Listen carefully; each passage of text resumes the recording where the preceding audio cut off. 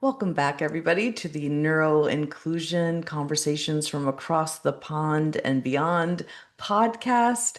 I'm Pasha Marlowe here with co-host Atif Choudhury, and we are here on our third episode today. Hello, Atif. Pasha.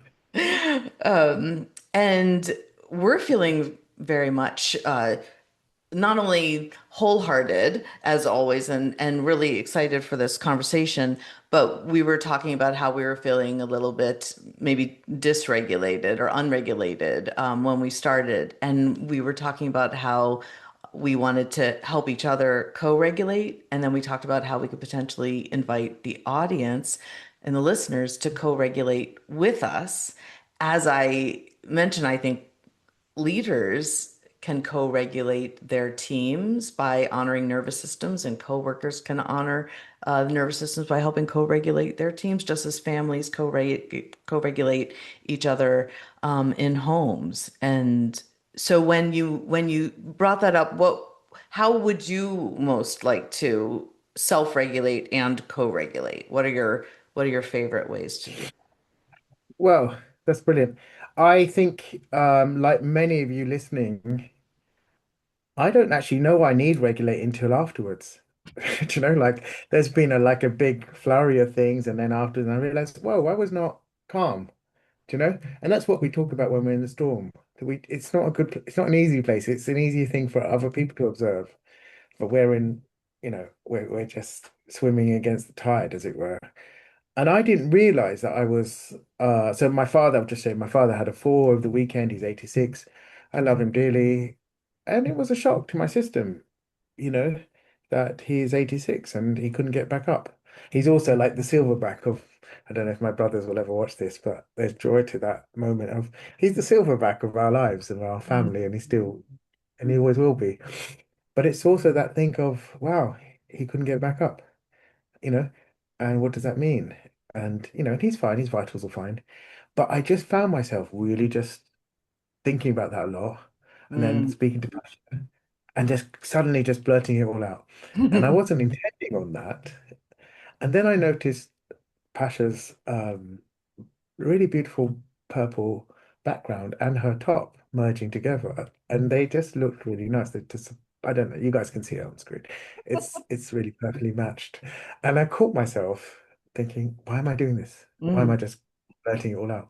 Mm. So I guess what I'm saying is, yeah, we all need regulating. Some of us with neurodiversity needs and ADHD and autism, of course, we know why we want to take that on more. But Mm. for all of us, we're all reacting to things. Yeah. So then I was thinking, Pasha's great at this work. And we talk a lot about central nervous systems. Mhm. And so if I'm just calming mine down now, which I promise you folks is very, very different to where it was 20 minutes ago. Yeah. Yes. But Yes. if I'm just calming mine down, Hmm. I think, and I'll stop here, that is there a call on this podcast, and I'd love to hear from people. Hmm. Would you like Pasha and I to start with each of these sessions with Hmm. a moment to self-regulate? Yeah. Yeah. Right. And perhaps beyond our conversation and our tone of voice and our pace, we could do something more active, like whether it's a prayer or a mantra or an affirmation, something like that. Mm, One of the phrases I come or quotes I come back to or mantras I come back to is may I be happy, healthy, safe. May I live with ease.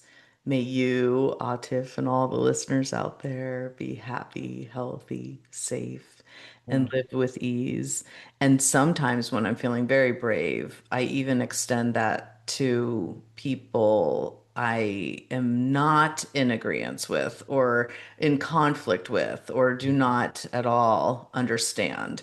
And that allows me to extend my compassion and in hopes to maybe somehow energetically they receive some of that love as well. Beautiful. Okay, so I think Pasha, I would love us to do that. I think I would love to just sit with your sincerity to do that each session. Maybe if there's a time and a space, maybe might do one. But I think your voice and the energy and the femininity of it is really calming. So I'm gonna, you know, really give way to that and hopefully lean into it as much as possible. Mm. Um, yeah, so please, yeah, would you do that every session? That's my ask. I will try. There will be times where Yeah. you will be, probably in a calmer, more grounded place. But yes, we will. Okay. I will Yeah. definitely try that. Thank Which reminds me of the other conversation we were having as to how much people need this, how much people's nervous systems are feeling very challenged and scattered and overstimulated right now. And one of the current events that's happened over the last week is the space shuttle landing, Artemis landing, and the crew coming back here and talking about how much they love each other and how people were asking them, what did you love most about being in space? And of course, people expected them to say, seeing the Earth from afar, or seeing the moon. And they said the camaraderie, the friendship, the connection, the relationships that we built as a crew. And then they came back and they were hugging on each other and just speaking so lovingly to each other. And especially the men speaking lovingly to each other was very impactful to people. And so many people that I've talked to this week, clients and even people in the workplace that I work with have said how there was a bit of jealousy about it, that they wish that they had that connection, that they had that deep love with people. you. And one of the astronauts, Jeremy Hansen, heard people saying, "Oh, I wish I had a team or a crew or a family like that." And he said, if you like what you see, look a little deeper because we are a reflection of you. We are you. And Mhm. how I interpreted that is that it is possible for all of us to open our hearts, to love fully, to Yeah. be, wearing our hearts on our sleeve and extend ourselves a little bit more to the world and to those around us. And I just thought it was heartwarming. So I wanted to share that. No, beautiful. Look, we're not getting good news from America often enough, so so let's never hold that back. You know, let's not hold that back. And oh, crikey, it's beautiful to think that. I mean, I am also reminded that one of the pilots is a black man, and he's Yes. and it wasn't that long ago when we heard the likes of Charlie Kirk and others saying, if there's a black pilot, then gee, I hope he's Yes. what was it? I hope he's qualified or whatever. Hmm. And you sort of think, yeah, we can see that, and it can pain. It hurts. It hurts. It hurts anybody. But you then suddenly see, look, the greatest acts of human achievement just don't come with that much fear. They come with liberation and the ability to change because we see things that help us change. I Yeah. would really be fascinated with the Artemis crew of how you touch on men, and I think this is a really important bit for me personally because I'm in a men's group. I don't like calling it that. It's called the sacred hoop, and Mm. it's a sacred hoop between these men. But we talk of love regularly, Hmm. and I've learned to use the word love when I refer to these men. And I Mm. realized how hard it was for me, even though I'd love them dearly. Again, I hope they're listening. Um, Now it's easy. But I remember in the beginning, it was really hard for me to hear the word love from, Hmm. from Hmm. and there's a quote from Tennessee Williams, which I'll share with you all, and I'll send it to Pasha, and somehow we'll make it linked to this. Okay. But it talks about life and friendships and love, but that the world is perpetually on fire, Yes. mm, and that all we can do is save it with love. And whether we're a painter, a friend, a Hmm. lover, or just a son or a daughter, what we have to do is save each other from that burning building. Hmm. And, and you sort of think, what is it we choose to save? You know, it's amazing, huh? And so I'm going to go back to you because I think, yeah, we are in touch with this conversation is strong, and we are watching the language of dehumanization quite often Hmm. when those of you listening or to all of the podcasts. our central nervous systems are hurt and hit hard in dehumanization, even if it's not about our own protected characteristics or characteristics rather, if it's not even about the things that we inhabit, but rather people that we love are affected by it, that affects us all. Mhm. Absolutely. Yeah. So America, yeah, crikey, is a place that's hurting a lot of folks about what is possible and what's not possible. Yes. But, but here and it's across the pond and beyond. But Yes. it's not like the UK doesn't do that too. No, but we're currently showing, with Artemis what is possible with love, and with Trump what is possible with fear and hatred to Yes. the extreme. So, Yes. yes. One of the new words I've learned recently that I was sharing with you is solastalgia, like nostalgia, but with solastalgia. And it was originally created related to climate change, like a longing for the earth as it was, or a homesickness for the earth as it was. But now I'm also hearing people use it as a missing a portion of the way things were.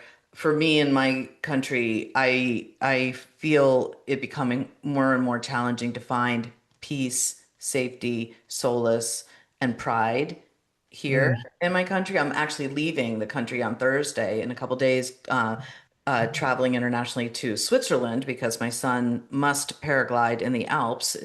That's what he wants to do for his graduation from high school. And there's a whole backstory to it that's really beautiful and lovely.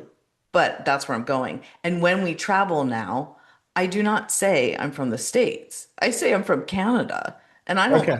I Yeah. don't like lying, but Yeah. sometimes I do it for my just I'm embarrassed and I'm also scared because I don't want to field the comments or the hate that could come our way, which I would be understanding of. But anyhow, sometimes for my safety and my family's safety, we say Canada.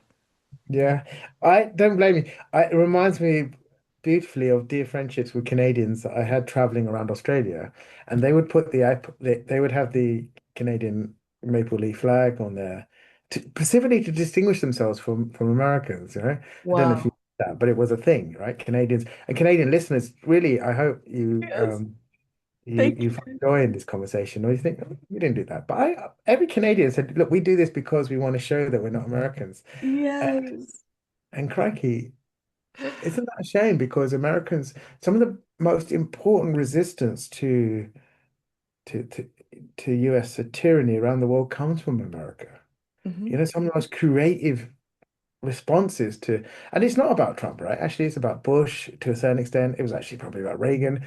In some ways, it's about civil rights movements. It's about Yeah. the constructs of slavery and what justified it and what didn't. And the idea that Americans, be they black Americans, are fighting to teach, Martin Luther King said, as black people, it's our responsibility to teach this nation the very notion behind its own words.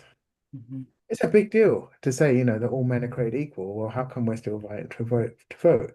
Um, it's a big deal where everyone is freedom, and yet how come podcasters, be they alive or dead, can say black people are not good pilots and such and such. So in all of that stuff, Yes. America is, I guess it is a group of contradictions, but I want to really give thanks to the Americans who always resist this stuff, who put Mm, themselves on the line. And they're mm, not just black people, they're white Americans too. They take risks mm, and they say, not in my name. mm, Do you know? mm. Um, Yes. you know, Yes. and some of them get on Artemis capsules. Do you know? Yes. Yes. Yes. Thankfully, some are in power as well, and are leaders in the country, but the resistance is not as loud and powerful as it needs to be to Yeah, create yeah, the yeah. change we need to create, obviously. But yeah, and I'm wondering if people in the audience are like, and what does this have to do with neuroinclusion? But I always believe, and I know you agree with this, that the conversation about neuroinclusion has to include racism and ableism and sexism and intersectionality in general, and that if we don't include that it really kind of perpetuates the stereotypes and the stigma, the bias, the discrimination and oppression that's out there for for all people, including neurodivergent people. Absolutely. Look, I mean, I'm going to say it, I might have said it before, and that without an intersectional understanding of neurodiversity, how can we have a relevant understanding of neurodiversity? Hmm. We can say, well, we understand it because of pathology or diagnosis, but that doesn't tell us what the impact is. If we say, well, we're here for supporting autistic people, great, but what does it mean for this individual? And if race is part of that barrier Hmm. or structural barriers, because misogyny is really hurting this young woman's life, Hmm. or transphobia, then these are all parts of how neurodiversity becomes real Yeah. and neurodivergency is welcomed. All of these things are play a mosaic role, right? Hmm. But we're really birthing something that's messy but beautiful, like all good births. Messy and beautiful. I hear you made the audience cry at the Neurodiversity in Business conference, and I'm curious what your core message was. I can Oh, guess, but I wonder if you can share because something very much moved the audience to tears. yeah, thanks, Pasha. I wish I could remember. You're like, what did I say? Yeah, yeah, I know. That was really lovely as well. There were folks from Lloyd's staff that really said that as well. One of my joys of being me is that that happens a lot, and it really is exciting. But I never remember quite what I said, other than the sincerity of what I feel, that we can, and I think I'm going back to it, is that we're in a space where so much healing has to happen. And it excites me that leaders are doing it. It excites me that people listening to this are doing it. And it excites me that we're thinking about poverty and how that plays a role and who gets to participate in it. Hmm. Hmm. Um, I think there has to be a moment of justice where we reconcile how many people were left just on the outside of these conversations Yeah. and how many people are still masking and how many people in neurodiversity or businesses or workplaces try and change it.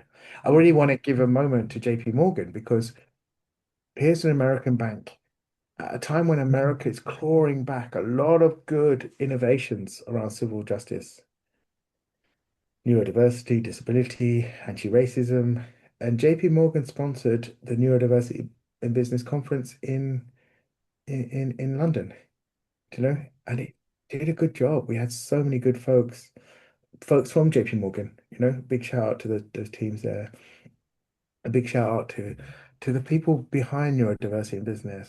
Um, Mm. really are keeping this conversation going to say, look, it is in businesses that we get to change sometimes our economies, even our class.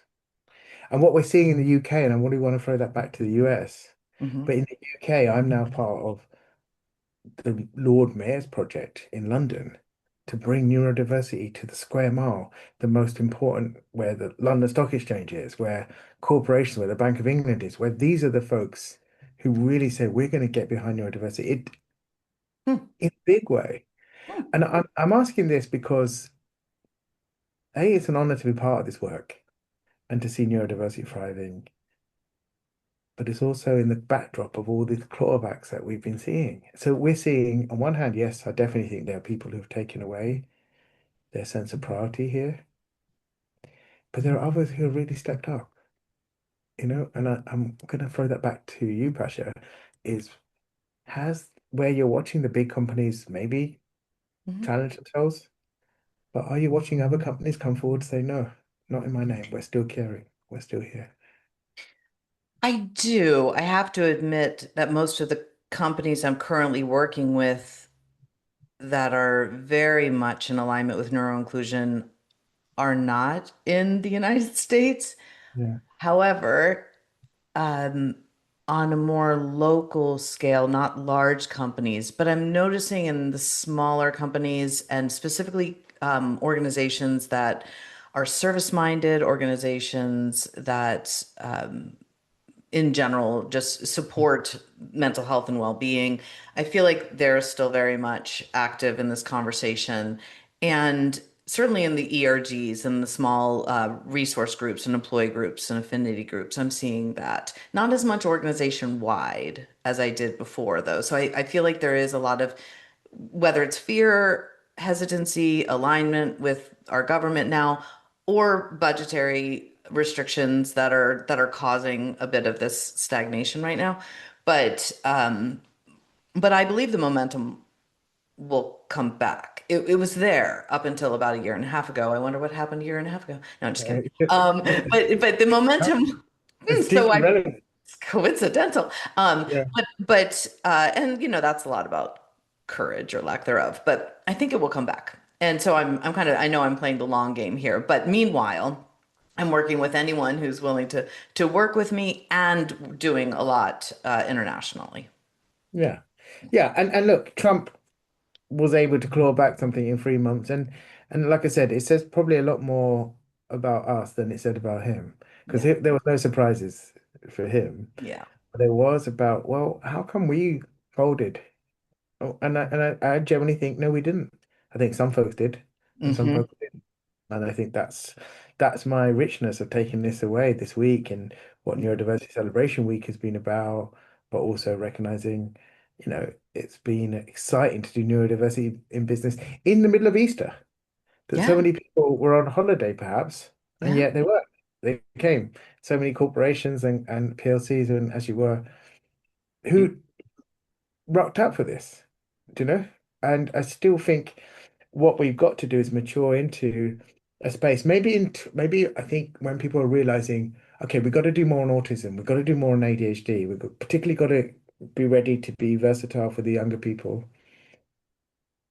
But what did that mean? Did it Mm, mean we've got to do diagnosis? Well, no, because then that's going to burn out. There'll only be a certain amount of money for that. Does it mean we got to do a lot of workshops on understanding it? Yeah, maybe.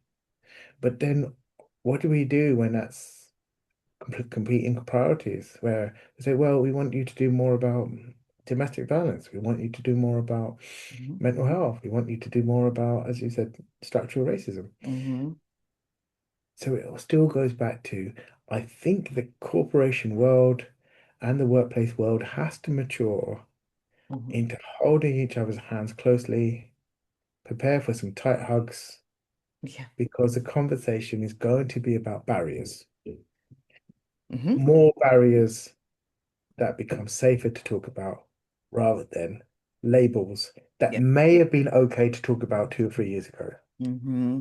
might not be now. The question is that a backward step or a mature step? Mm. Yeah. I want both. I want both the, awareness, obviously, for ADHD, autism, domestic violence, mental health, everything out there. And I feel like what's happening now is it's becoming overwhelming and confusing to a lot of companies. And so when I talk to companies, rather than me specifically asking them to understand, because how could they, all of the different forms of neurodivergence? There's just, it's too much.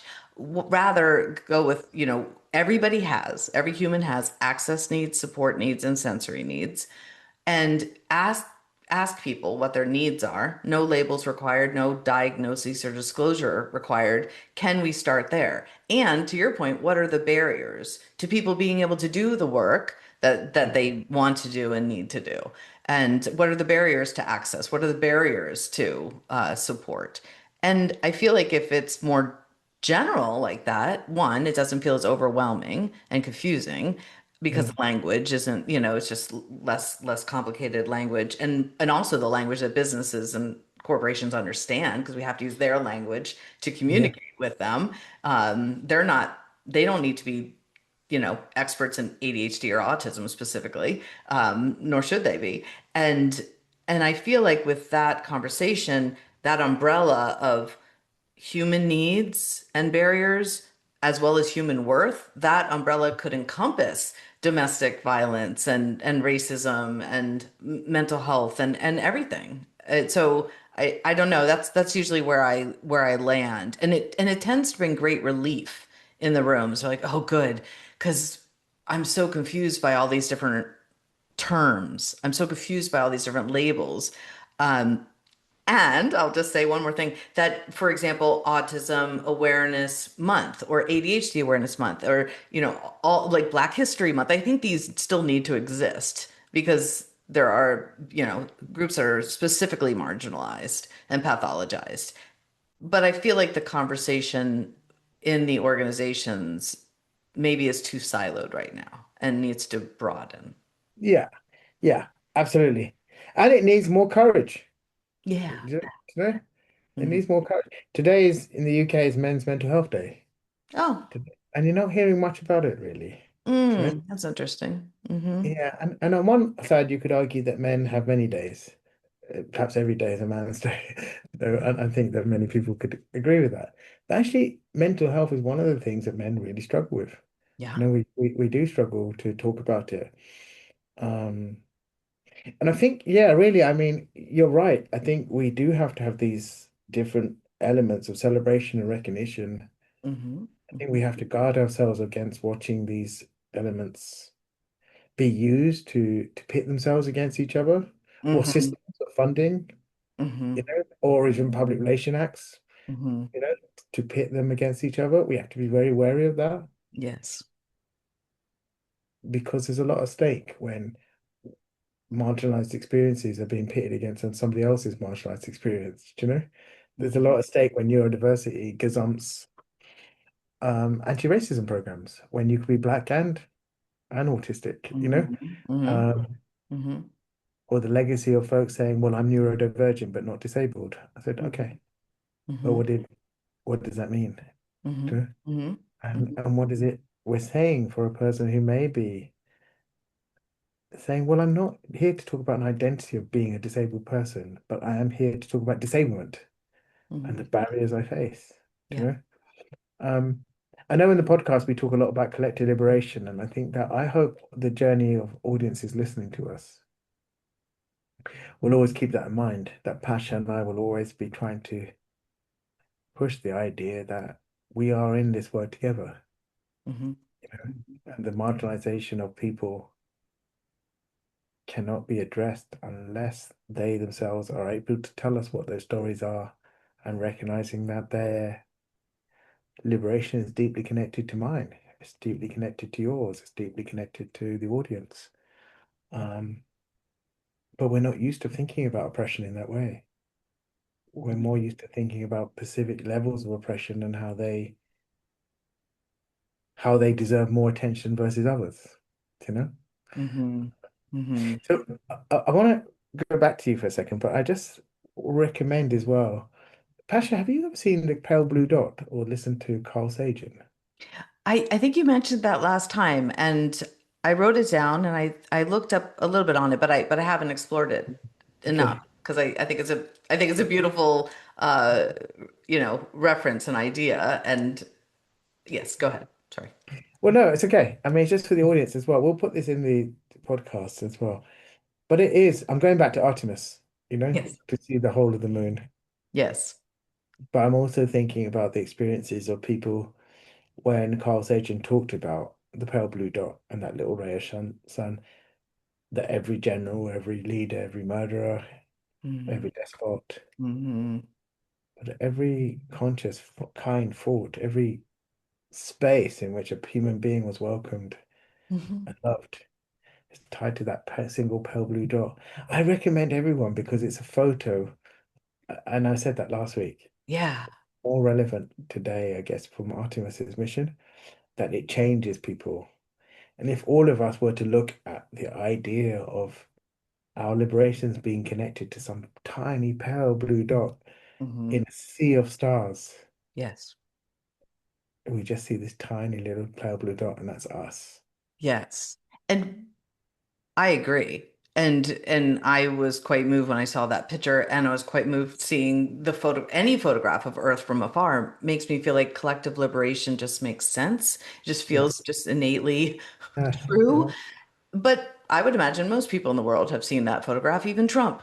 And so I'm curious as to what you think allows one person to see that photograph or any similar photograph and be moved by it and understand collective liberation versus somebody who doesn't. Uh, what a question. Wow. How good is that? Um, I don't know. Not answer that. I'm an Asian, so I don't really go, hey, I'm English or I'm British or per Mhm. se. I see that as a good thing, but I guess what I'm getting at is if we are to be liberated, then we get to say we're from Earth. I'm from the pale blue dot. Do you know, Pasha, where are you from? You're from the pale blue dot, right? Right, right. And we don't have to say we're Canadian or we're this, Hmm. We're from Panchea, Pandora, it doesn't matter. We're Hmm. just excited about being from a place that doesn't have to draw bridges up against other people's needs or realities or identities. Hmm. I, I, I don't actually think that's a lot to ask for. And when people think, yes, it is, I'm not so sure. It's not static. It's never been the same thing. If I'm to go to the where you are in Maine 300 years ago, well, what would I see? Would I see the people of Maine today? No. Geographically, I won't, right? I'm No. going to see Native Nation people out, do you Hmm. know? Hmm. And so it's always changing. It's just the power doesn't change necessarily, but the people are always changing. Hmm. The stories are always changing. And with it, there will always be people trying to control those narratives, you know? Yes. But the ADHD folks, the autistic folks, the dyslexic folks, the neurodivergent or not neurodiverse, we feel it in our bodies. We resist these stories. Sorry, we resist this control. And sometimes we can't help but have a longing for these stories, the solar stasia, as you've talked about, Hmm. that we long for that safety. We long for that welcome to say, yeah, it's okay. I identify maybe as more autistic than American, or Hmm. somebody might say that. I'd be like, wow, okay, that's your driver, you know. And Hmm. someone in the UK might say, yeah, I identify as a Londoner more than a British person, which works well for me, Yes. even though I live in Brighton. But I identify as a Londoner, Hmm. and I love that. You know? And I've never said I'm British or English. I've never felt welcome to say that Hmm. as well. Um, I don't know if brown people are listening, but I hope so. But that's being what we call We're losing you. diaspora, diaspora days. We're too foreign for here.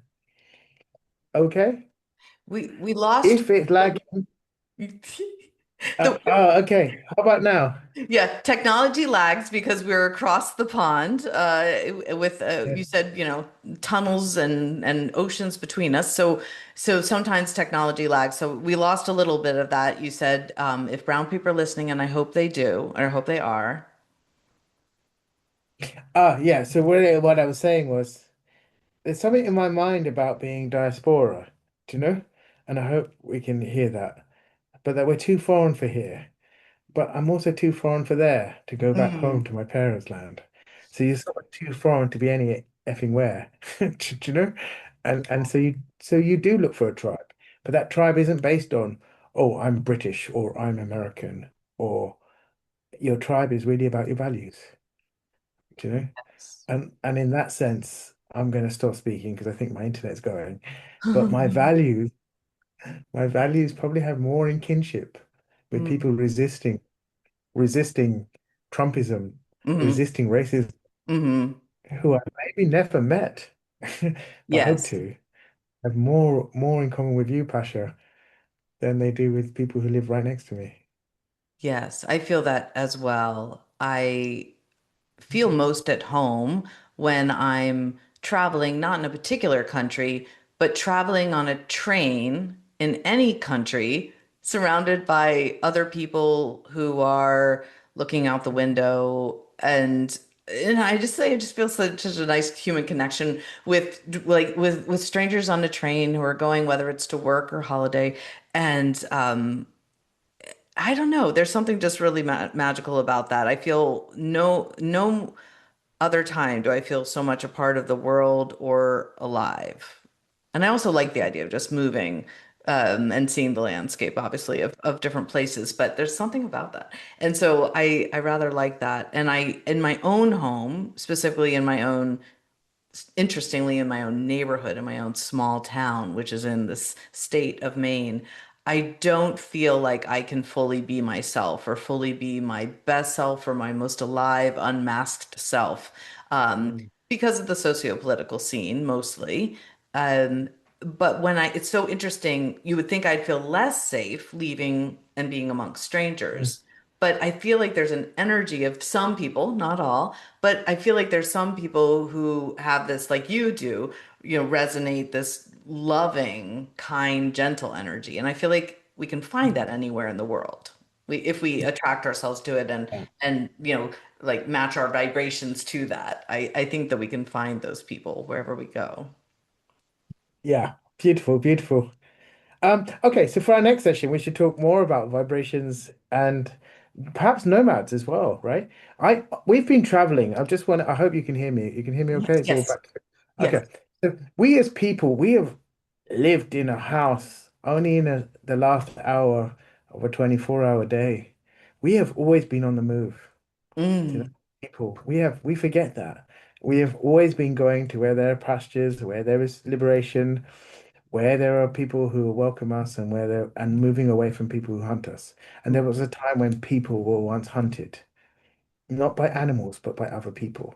You could argue, and I'm sad to say that that's still the case in many parts of the world still today, yeah, through different contexts. yeah. But as nomads, the ADHD brain, I'm finishing on this and we'll plant the seed for next time. But God, it was welcomed. It was needed. It fed people. Yeah. It welcomed people. It understood how fast we have to move. And it understood what we have to see. That ADHD brain, it was constantly changing our central nervous system. My Mm, central nervous system tells me when I'm being hunted, and sometimes it tells me a lie because mm, it says you're still being hunted when I'm not. I'm not. So I need to look at it and go, you keep me out of trouble and you keep me fed, I guess, and that's healthy.